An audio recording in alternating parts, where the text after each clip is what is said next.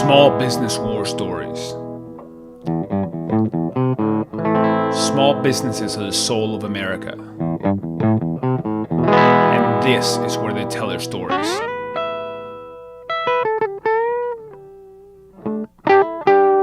I am your host, Pablo Fuentes. Hey, lovers of small businesses and good stories in general. Welcome to today's episode of Small Business War Stories. And today I got to sit down remotely, which is rare. Most of the time we do these in person, but I had a great guest. His name is Josh Kelly, and he has a company called RevuKangaroo. And he's a very, very ambitious guy who helped his family's HVAC business in Arizona grow. And if you've ever been to Arizona in the summer, HVAC is very important. But he basically learned how to harness the importance of reputation and of reviews online. So he basically built a company to help small businesses improve and grow their business through getting people to review their business after they work with them. So he has a lot of really interesting insights for people in the small business community, which is why I had him on the show. He's got a lot of really actionable tips for you to be able to learn about what to do to get people to review your business. He's also got some cool stories of working both in the kind of like helping small businesses space as well as from his HVAC days. So without further ado, oh, by the way, I almost forgot. Don't forget to check out our new website, smallbusinesswarstories.com. We have some exciting new things coming up in the next few weeks. And without further ado, let's get into today's episode with Josh Kelly of RevuKangaroo. And we are live here, and I am here speaking to Josh Kelly, who is joining me from Phoenix, Arizona. And Josh is currently he is he was originally the marketing director for Parker & Sons. He's going to tell us a little bit how he came up in the world of HVAC. But you're currently the managing member of RevuKangaroo. Welcome to the show, Josh. Well, thanks for having me, man. I'm excited to do this with you. Absolutely. So tell us a little bit more. I'd love to get to you have a business now that helps people manage their online reputation, but you came up originally from an HVAC company. I'd love to understand a little bit better what the story there was. So it's called Parker & Sons, right? Yeah, Parker & Sons. And yeah, just kind of give reference to everybody. Like, you'll notice managing member, that's not really a title. I forget what my actual title with Parker is, a marketing specialist, a marketing director, something to that effect. I'm not a title person. I've never had title. Titles are free. It's not relevant to me. My family owns the business. So I'm part of the family, obviously. And we actually bought the business about 14 years ago. It was a fairly small local HVAC plumbing business, still local, but we grew it from about 30 team members to now we have about right around 550. And last year we did a little bit over 100 million in sales just for residential service. So pretty cool growth story and something I'm pretty proud of, and that makes us really one of the largest home service businesses in the United States. Wow. So tell me more. So it was something that, how old were you when your family bought the business? My family bought the business really while I was in college, and I hopped in right after college, and that's when we saw massive explosions in growth. We were just on the same page and kind of running on all cylinders at that point. And there were literally I think every year we've grown at least 25%, right? Which is easy and easier to do, I guess, when you're a small business. It's pretty hard to do when you're 40, 50, 60, 70, 80, and 100 million, but still hitting those strides. But it's definitely a journey. We're a lot better now than we used to be, and a lot different types of headaches than it used to be. But it's not that different. It's not that different, actually. It's just different scales of it. So tell us more. How did that happen? So a lot of people who are running their small business, this is a topic and a subject that comes up often in the podcast, is that you have to decide who you want to be, in the sense that it's okay if you want to have a small business and stay a small business. For sure. And it's okay if you want to have a small business and grow it into a larger business. Was that a decision that you guys made early on that you wanted to take this and grow it? So I work a little differently than most people. I have different, I have a different personality. I have a different thought process. I don't do what a lot of people do, and it's kind of counterintuitive what most people say. It's just not something that works for me. Most people will tell you, you gotta set 5, 10 year goals. I can't tell you how many times I've heard, you shoot for the stars, and if you fall short, you hit the moon, right? To me, I hate that. It doesn't make sense. I don't like it. It's not realistic to me. I'm not a big goal person. I'm a small goal person. I like actionable steps. I don't set things beyond the month. I think of goals like a ladder. I want to be able to reach up and grab it. A kind of a good example I would use is like if I'm trying to lose weight, I have no idea how to lose 30 pounds. It's just insurmountable. It's just unrealistic. It's hard for me to fathom it. But I know how to lose a pound by tomorrow, and I Hmm. do the same thing the next day, and I do the same thing the next day. So your question, did I set out to have this gigantic business? No, I didn't set out to do that. What I set out to do was to be better than I was the day before, to answer the phones faster, to deliver better service, to cross sell a little bit more, to have a better experience with the customers, right? And when I did that, we started growing. And I just kept focusing on that the blocking and tackling of the business, not the special teams. I wasn't trying to do something fancy. I was just trying to literally get better every day. And over time, that turned into massive growth. Okay. And that's just a personality thing for me too, though. Like, there's nothing wrong with setting big goals. I just know me. If you would have told me in the beginning, like, this is gonna be $100 million business, I'm like, you're crazy. I don't even know how to do that.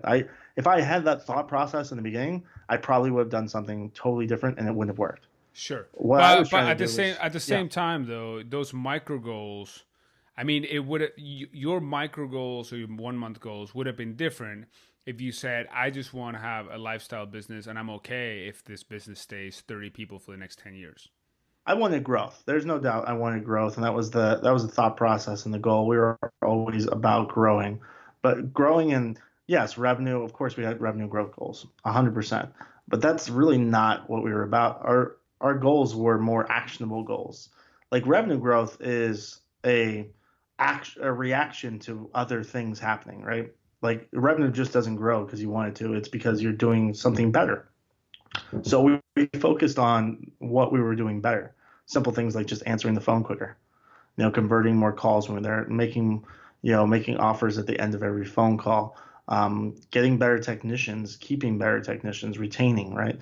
We focused on these small things and they turned out into big stuff. Sure. Um, But I guess but yeah, the bigger point is that you made a decision early on that growth was important to you because that's not a universal thing, believe it or not. correct. No, oh, for sure. I can't tell you how many companies, here's the thing with RevuKangaroo, like we blow up people's businesses. And the one thing I always run into is like, so here's what's going to happen. If you work with us, we start setting expectations, we go through the whole process, we go through what they expect from us, what they expect from them.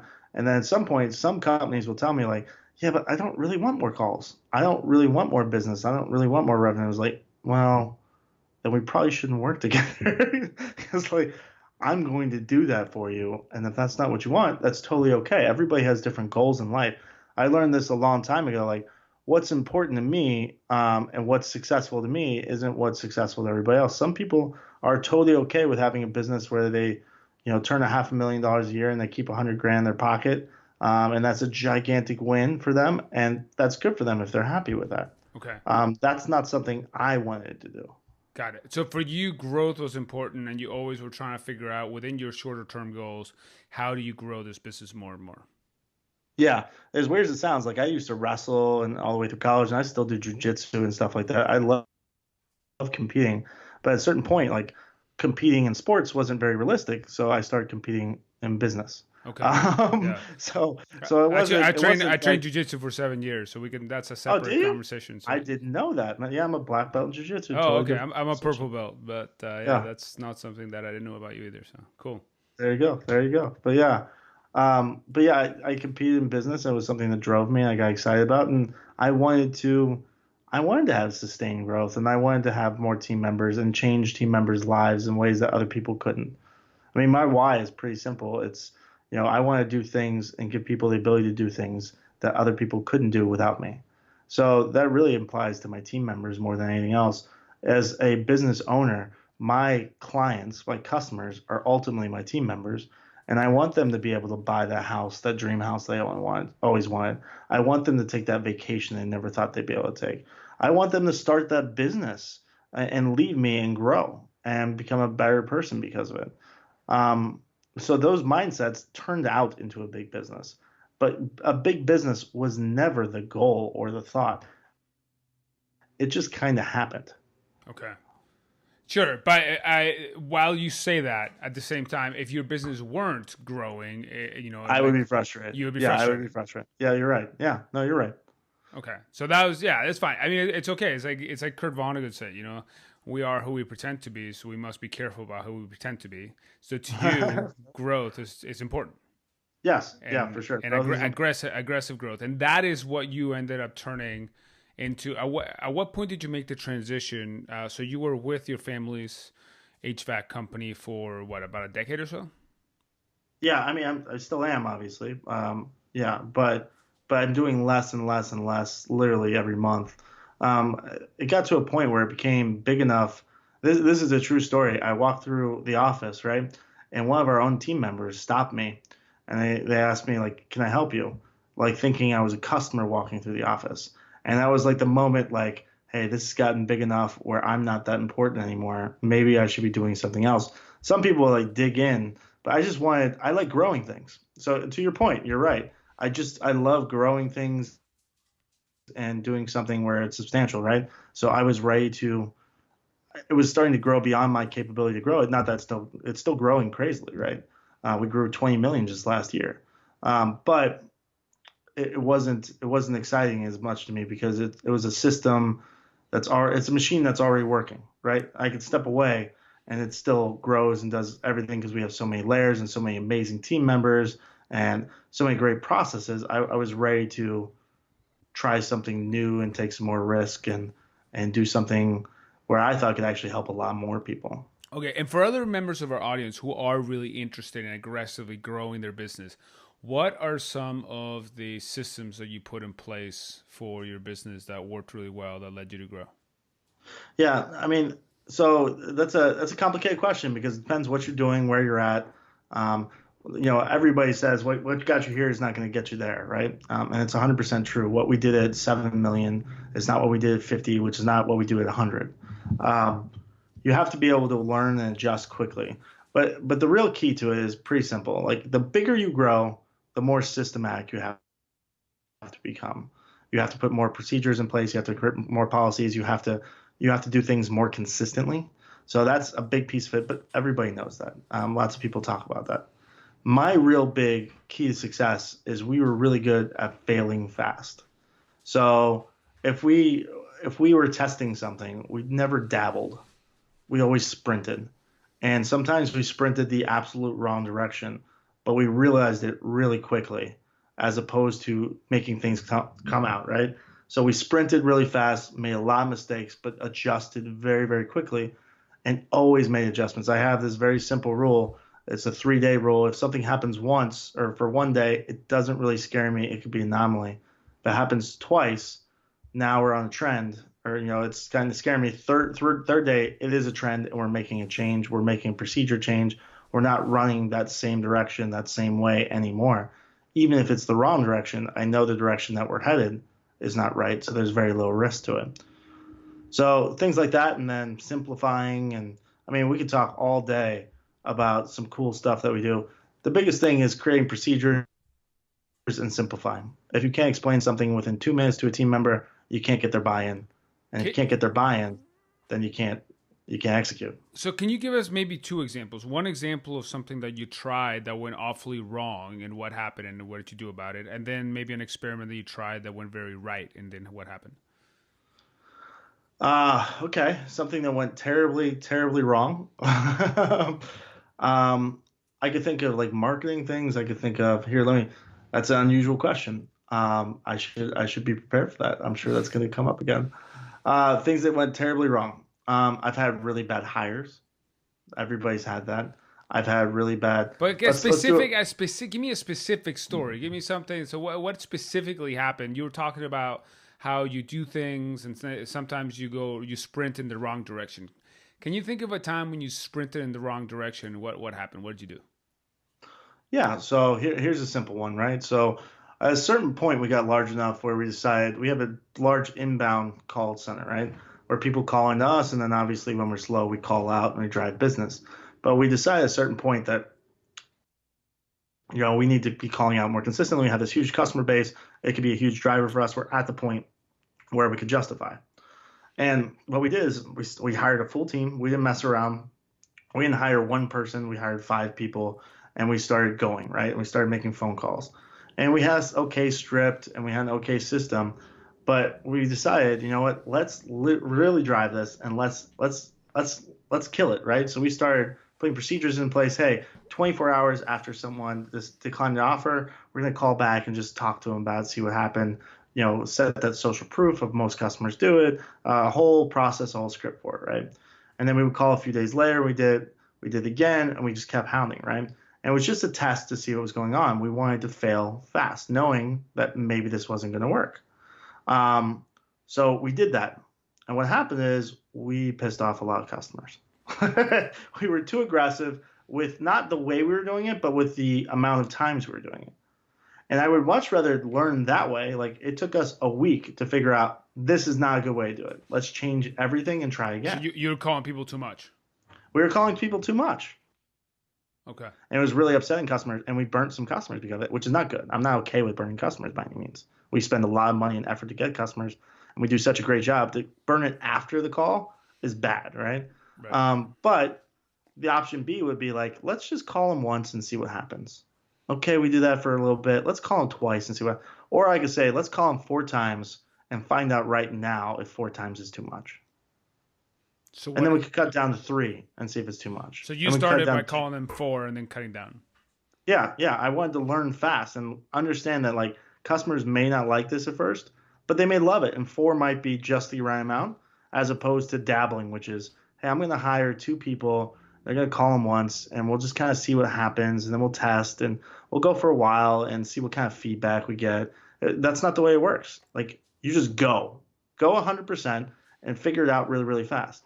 Another good example is we were actually in Home Depots, right? So we're in a ton of Home Depots. Home Depots are very difficult to work as an HVAC company. Like, they have really strict rules, and it's not an ideal customer, but it's a lot of foot traffic and have a lot of potential business, right? Like, when we decided to start those stores, we decided not to do what everybody else was doing because no one else was having success, right? They talked to you about, like, hey, it's really helpful if you knew where the store is and you could walk people to that. But we know we weren't going to learn fast that way. So what we decided to do instead is interrupt people. You know how weird it is to interrupt someone at a Home Depot as they're shopping? It's really uncomfortable and difficult. Mm-hmm. So what do you mean? How did you interrupt them? What did you say? So we would go up to them, and they'd be shopping and says, hey, do you have a minute? I'm actually with Parker & Sons. We're the recommended vendor for Home Depot, and I'd like to talk to you real quick about your air conditioning. Do you have a minute for me? Now, what I've done is totally interrupted their space. I'm interrupting their experience. It's a different approach altogether than what everyone else does. Now, here's the thing, that they could say no and I walk away. It's not a big deal. That's totally okay. They have the right to do that. A lot of people do. Some people will say yes. And now what I'm doing is I'm forcing that conversation to become really quick. I'm talking to them for 2 or 3 minutes, and I'm making a soft pitch to them right then and there about getting someone out, asking when the last time they had the unit service, how old their system was, getting some details, and then giving them a special offer from Home Depot that we worked out specifically Home Depot. It kills now. It closes really fast. But what I've done there is I've used that same principle on an individual basis. I'm no longer spreading this conversation out for 15 minutes. I'm going to know right away what potential buyer within 2 minutes, and I'm not soft stepping it. I'm just going to go talk to them. Now you have salespeople at Home Depot? Well, how does it? Absolutely, we have salespeople that walk through Home Depots. I think we're the if we're not the best, we're one of the like most software vendors in Home Depot in the United States right now. We are absolutely doing amazing things. We have stores that we do $1 million in Home Depot, just out of Home Depot. A single store. Okay, and that all came from you making the experiment of going in and basically selling people in the aisles. Failing fast. Like, let's not do a 15-minute drawn out conversation where we pretend like we want to help them and go through. Let's be honest about it. Let's go in there and be authentic and be real and not be obnoxious, but learn quickly whether this is a potential customer or not, and not waste their time or our time, Okay. and fail fast or succeed fast. Okay.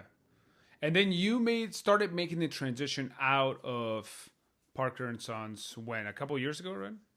Yeah, I mean, I've done lots of stuff. Like as Parker and Sons grows, I started a marketing firm. I've done a lot of stuff. But yeah, Review Kangaroo really about, I want to say 2 years ago is when we really started going for it and building a team around it and doing some amazing stuff with it. Um, so 2 years is when I really started stepping out heavily. Okay. And then what are the things that you saw within Parker and Sons, within this growing HVAC business, that inspired you to start Review Kangaroo, and what is Review Kangaroo?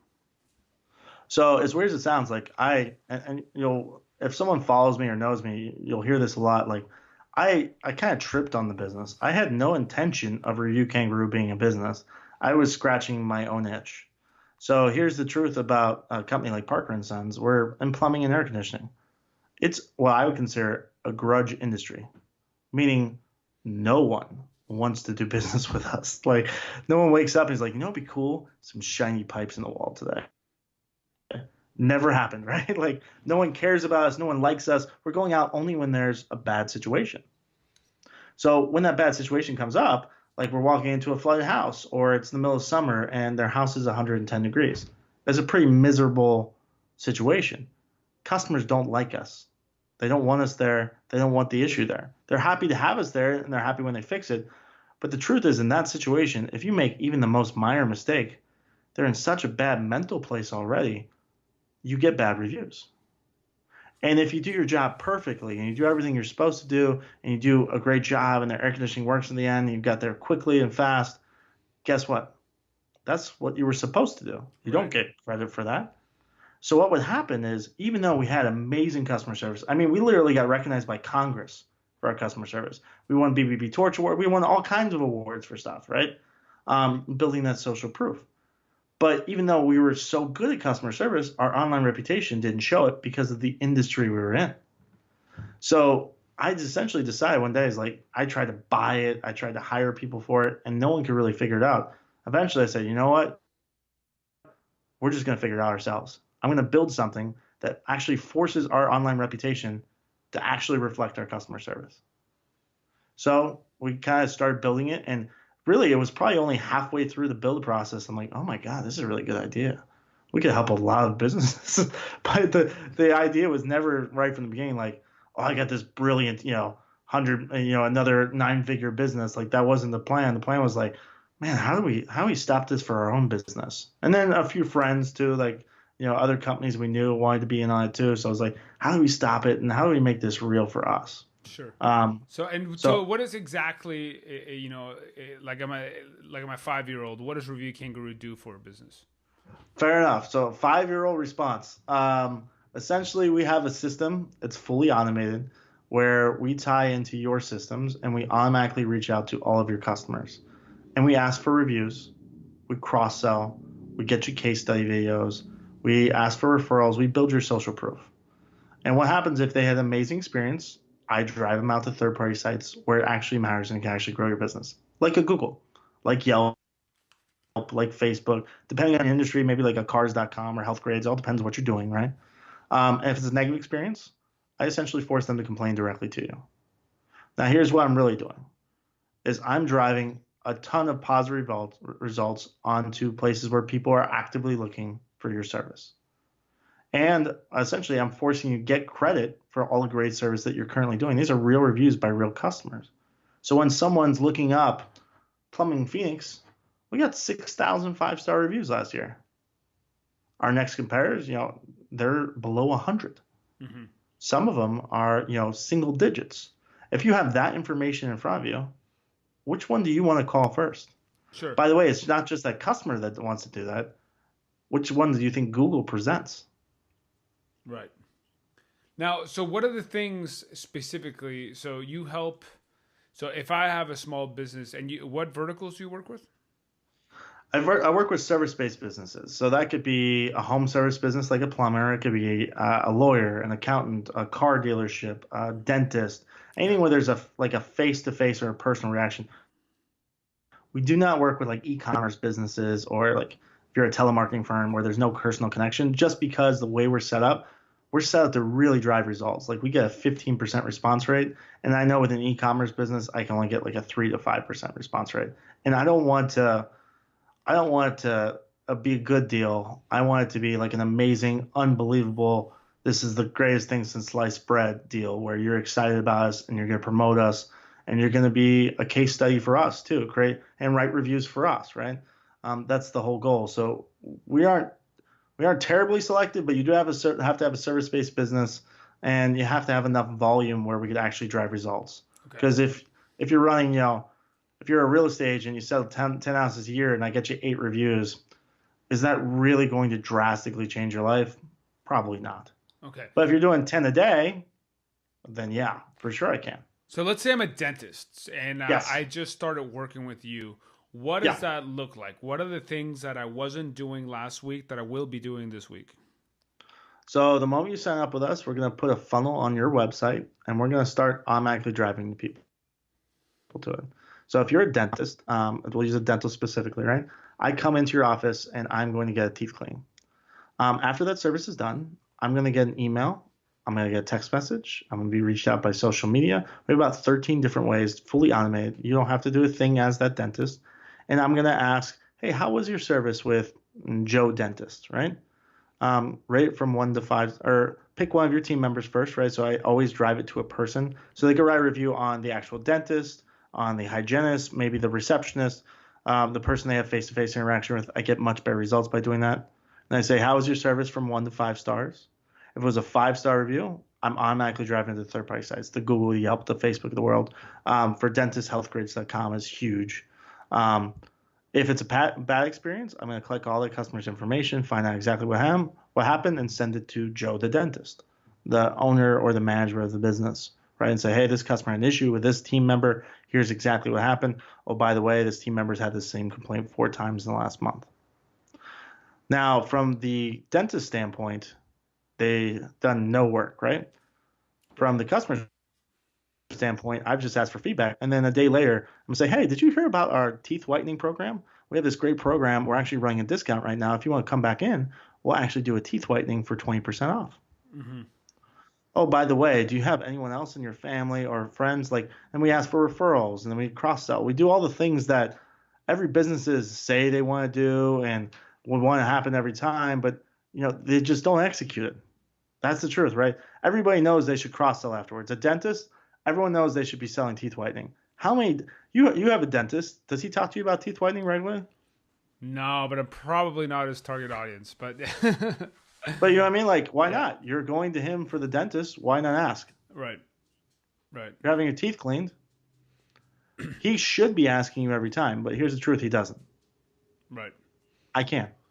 Okay. So Automatically. So what? My next question was going to be, if somebody doesn't want to do something like RevuKangaroo right away, what can they do themselves? And what you're basically implying here is that people know what they need to do, they just don't do it. That's correct. Yeah, absolutely everybody should be after every single call asking for reviews and simplifying the process for the customer. The beauty that we have is we auto log people into Google, we automatically drive the results. We can do things that you don't have the capability of. You just can't, because we're integrated directly, and it's expensive and ridiculous and very difficult to do. But what you can do is simply ask for reviews and send them a link. That's a start. It's not ideal. It's not going to get you the same results, but it's going to get you way results than what most companies are doing, which is nothing. Right. You know what I mean? So ask for reviews, ask for referrals, and make it simple for that customer. Don't say, hey, would you leave me a review, and just say it verbally, and they're like, yeah, I'll do that. And no, they won't. They won't do that because it's not easy for them. You have to take the extra work and do as much of it as you possibly can. With our system, we do everything. You don't have that capability. Right. At least send them the link, right? And do you charge people a fixed fee, or do you charge people depending on how big an impact you make on their business? So we charge, it's not a fixed fee. Overwhelmingly, it's going to be as low as $139 a month. That's going to be 99% of small businesses. It can go up, and the reason it could go up is because ultimately I have to pay for text messages, I have to pay for emails. So if you're dealing with just a ton of customers, like a Parker and Sons, where we're seeing 100,000 homes a year, and I gotta send hundreds of thousands of emails and hundreds of thousands of texts, they're not paying 139, but they're not paying a whole lot more than that. I think they pay 359, which is our highest tier. So for most people, it's 139. It's a flat rate. I'm not going to punish you for having great results. I think that's crazy. Okay. So you're essentially have a flat-ish fee for people. Most customers pay you. And in essence, what you're doing is automating their review and reputation programs. Now, what happens if somebody leaves a bad review? How do you handle that? So if the customer has a bad review, remember we're going to ask how is your service from 1 to 5 stars with Joe the dentist, right? And let's say it's written on the receptionist, because we always make it about a person. We get better results that way, right? Significantly, you'd be amazed how much a difference that makes. But if they say it's a 1 star, instead of driving them to Google, I'm going to drive them to an internal form. I'm going to say, oh, what happened with Stacy, the receptionist? Can you give me here? I have your contact information. Can you give me your phone number? Because maybe it was over email or whatever, right? Maybe I don't have it yet. Give me all the details of what's going on. And they'll type in the details, and they'll hit submit, and we'll thank them. And then what I'm going to do is send that directly to that dentist and say, this customer had an issue with this team member. Here's exactly what happened. Call them, and let's make it right. Oh, by the way, this happened to Stacy 5 times in the last month. So maybe Stacy needs to be trained on this. And this is all fully automated. Oh, and by the way, just so we're totally clear, I've created a funnel on their own website. They don't know RevuKangaroo. That customer, the end customer, that person getting the dental service, doesn't even know RevuKangaroo exists. Right. It's not branded. The emails aren't coming from me. The information is not coming from me. It's all coming from the dentist. So it feels very, very personal. Okay. But yeah, that's what we do. So essentially, I'm pre-screening reviews. So if they have an issue, I'm giving that dentist the chance to fix the issue before it becomes a permanent mark.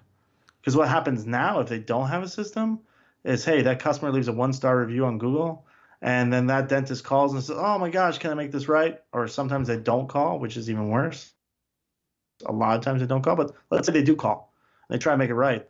And that customer's satisfied afterwards. What are the odds you get them to change that 1-star to 5-star? For the most part, that 1-star stays permanent. And customers don't know that you fixed that issue. Right. They just see it's a 1-star. It permanently affects your business. And you'd be surprised how big a difference it can make. Like a huge, massive, ridiculous difference. I mean, our average client grows 15% revenue in the first 6 months. But we have people that are like, if you're not a 4.4 with over 100 reviews, you'd be surprised. It's 87% of people look up reviews before they do business with someone. 87% for anything over $100. So if you're selling pens, that's a different story. But if you're doing a service business and you're spending over $100, which is most people that are listening to this, podcast, they're looking at the reviews right now. And if you're not there, or if you're not dominating your competition, you're not even getting the opportunity to win that business, because they've decided before they ever spoke to you that you're not the right company. Like you yourself do it. You travel, right? Right. How do you pick hotels? I stay at a lot of Airbnbs, but I certainly do look at the reviews for those. Yeah, I mean, but no other information about it.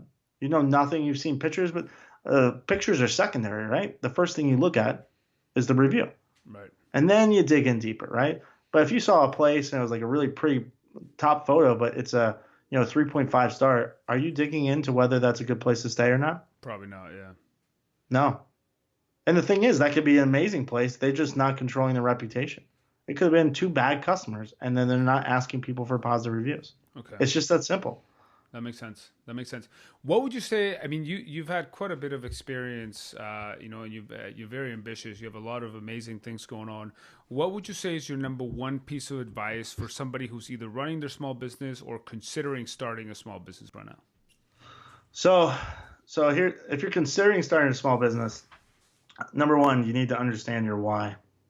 I'm sure lots of people have talked about this, but like, if you're in business to make money or to have free time, when you're starting a business especially, and if you're already running a business, you already know this, you can't do it for money, and you certainly can't do it for free time because you're going from having one boss to having hundreds, sometimes thousands, sometimes tens or hundreds of thousands of bosses, and that's your customers and your team members. You lose a lot of time freedom in the beginning of starting a business. You do. It is what it is. If you want to be successful, it's not an option. The money part, it's a lot easier, a lot less effort to do it for money, to work for somebody else, to do sales, to be someone else's go-to guy. It's without a doubt. Now, long term, it can make a lot more sense, but when you're starting, it doesn't. So you have to have an actual reason of why you're doing it, and it can't be just because I want more money in my bank account.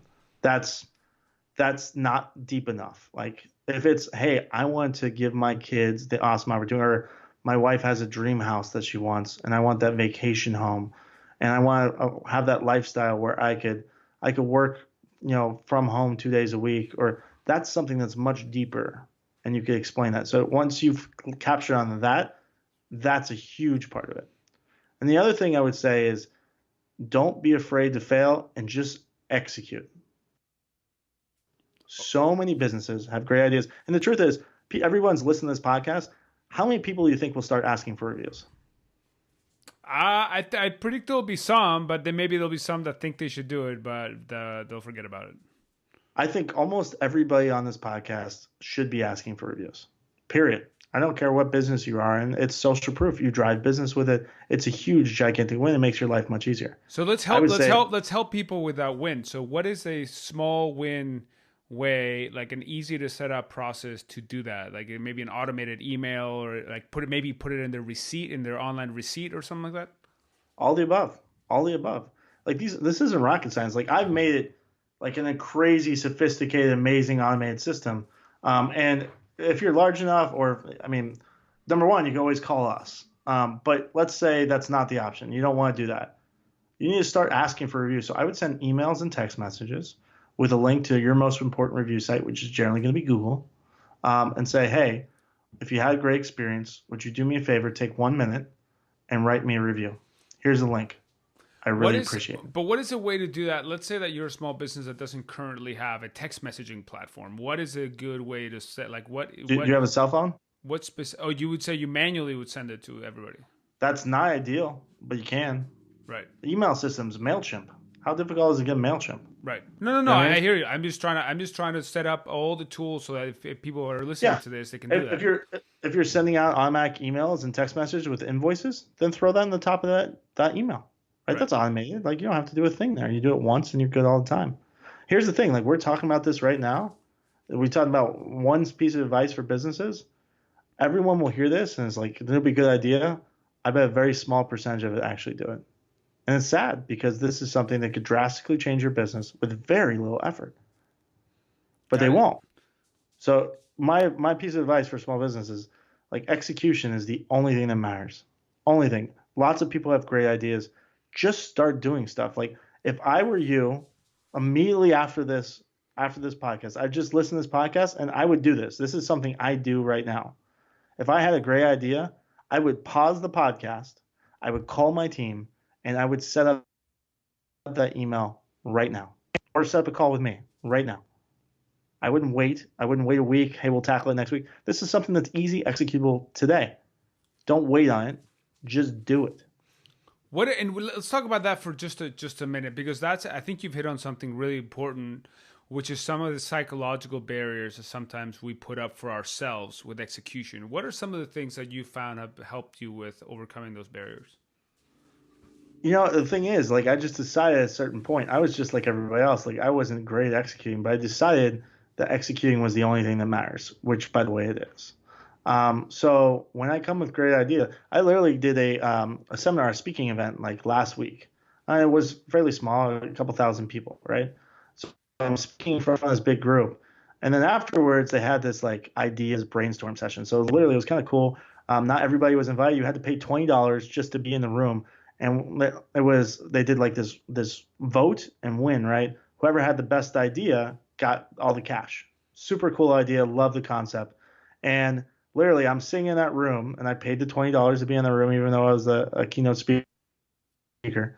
And someone had a great idea. And I literally, instead of like, hey, that's a good idea, let's go ahead and talk about it tonight, I literally left the room. I called my team and I said, here's what we're doing. I want this in action today. And I spelled it out step by step how we would do it.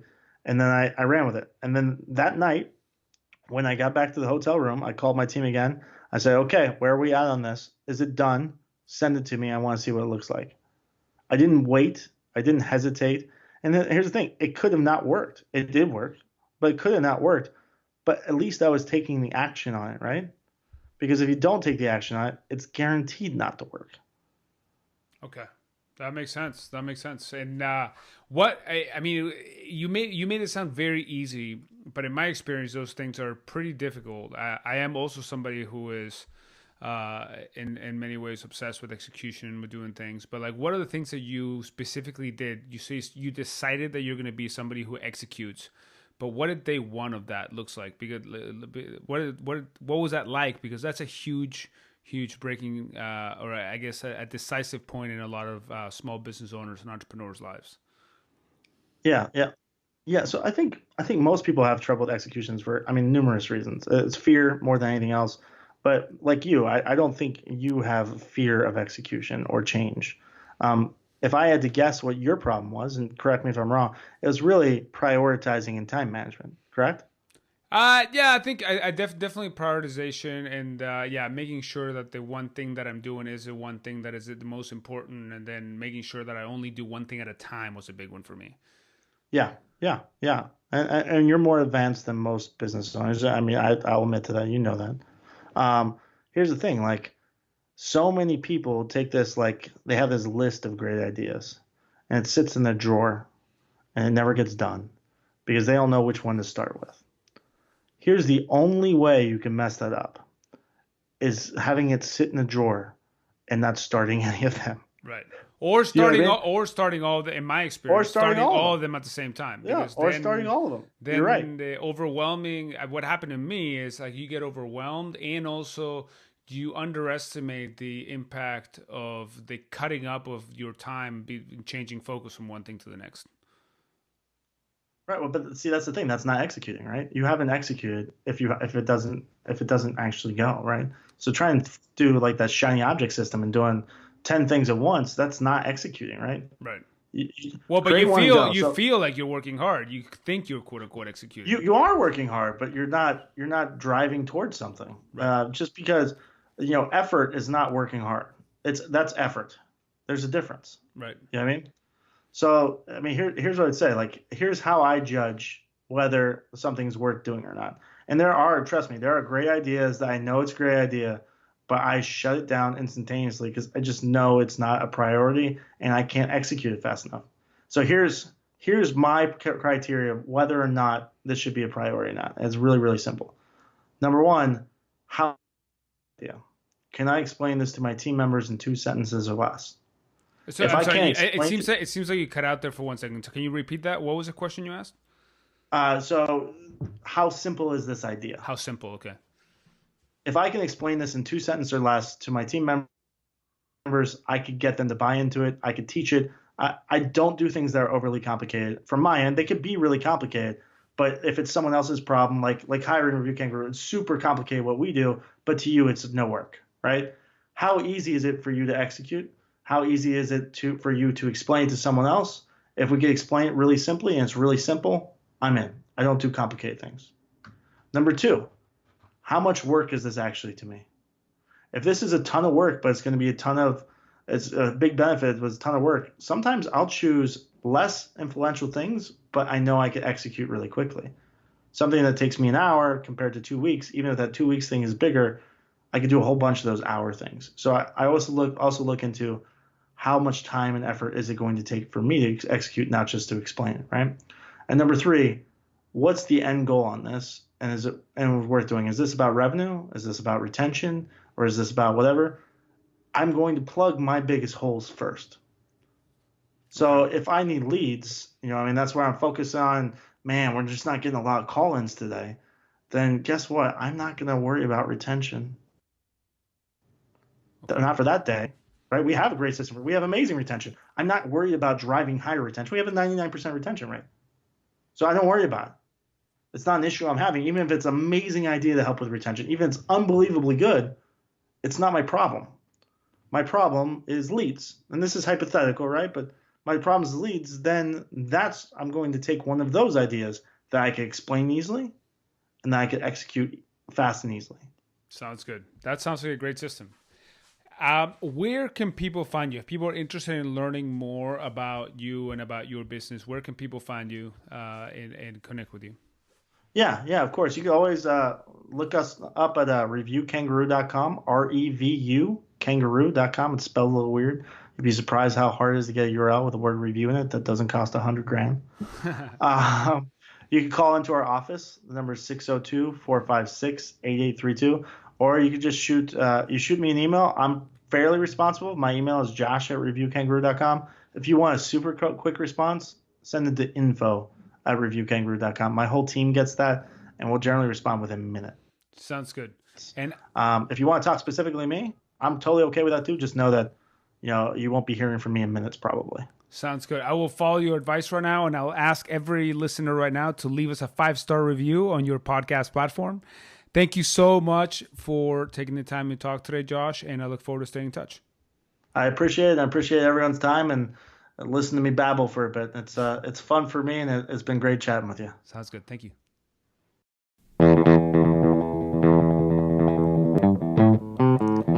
Small business war stories.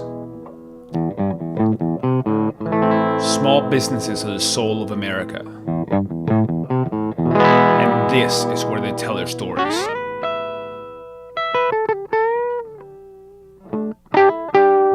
I am your host, Pablo Fuentes.